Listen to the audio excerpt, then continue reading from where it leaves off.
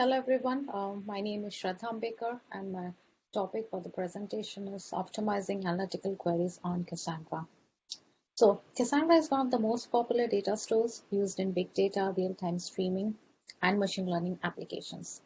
So as the volume and velocity of data collected increases, it's critical that the speed of data analysis also is fast so that we are able to meet business expectations and also meet SLA expectations.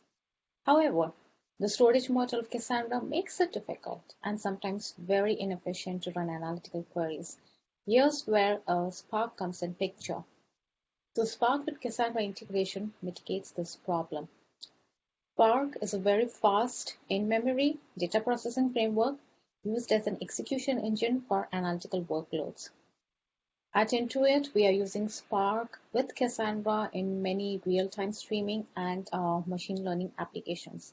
So the rise to Cassandra by Spark scaled very well, but the analytical queries or the read paths were an issue. There were basic analytical queries using in-clause, which took a long time to run and sometimes were crashing. The performance was disaster. So in this talk, we'll describe the challenges we faced around running analytical queries and how we debugged and solved this problem. So we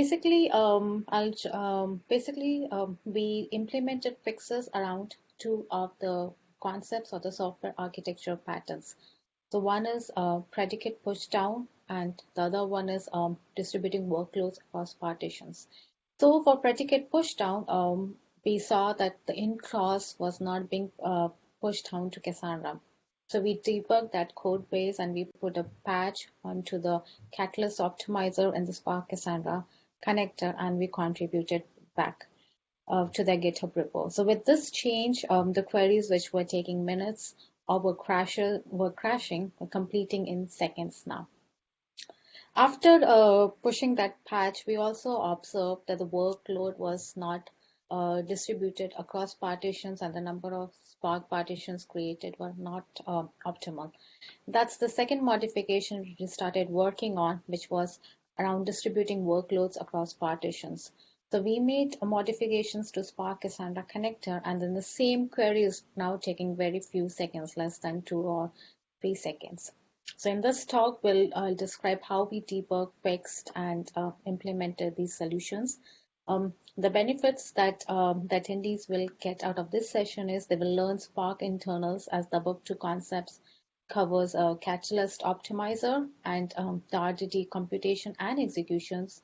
They will also learn how to debug performance problems, and since these problems, these debugging concepts or the fixes are generic enough and can be applied on any other data store as well.